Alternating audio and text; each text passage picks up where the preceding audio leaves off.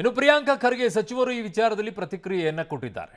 ಅವರೇನು ಹೇಳಿದ್ದಾರೆ ಭಗವದ್ಗೀತೆ ಪಠ್ಯವನ್ನ ಅಳವಡಿಸುವ ವಿಚಾರದಲ್ಲಿ ನೋಡೋಣ.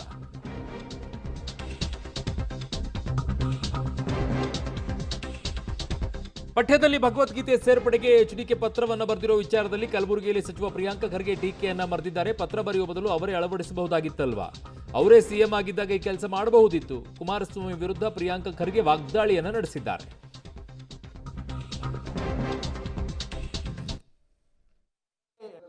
ಸೇರಿಸ್ಲಿಯಪ್ಪ, ನಮಗೆ ಬರೀತಾರ್ರಿ. ಈಗೆಲ್ಲ ಮಾಡ್ತಾ ಇದ್ರೆ ಅವ್ರು ಮುಖ್ಯಮಂತ್ರಿ ಇದ್ದಾಗ ಮಾಡ್ಬೋದಾಗಿತ್ತಲ್ಲ. ಹಾಂ, ಅವಾಗೇ ಮಾಡ್ಬೋದಾಗಿತ್ತಲ್ರಿ. ಭಗವದ್ಗೀತಾನೂ ಹೊಸದಲ್ಲ, ಅವರು ರಾಜಕಾರಣಕ್ಕೆ ಹೊಸದಲ್ಲ. ಅವರೇ ಒಂದು ದೊಡ್ಡ ಎಡಿಟೋರಿಯಲ್ ಬರೆದಿದ್ರು. ಅವ್ರು ಏನೇನು ಬರ್ದಿರೋ ಅದಕ್ಕೆಲ್ಲ ಒಪ್ತೀನಿ ನಾನು. ಸೇರಿಸ್ಲಿಯಪ್ಪ, ನಮಗೆ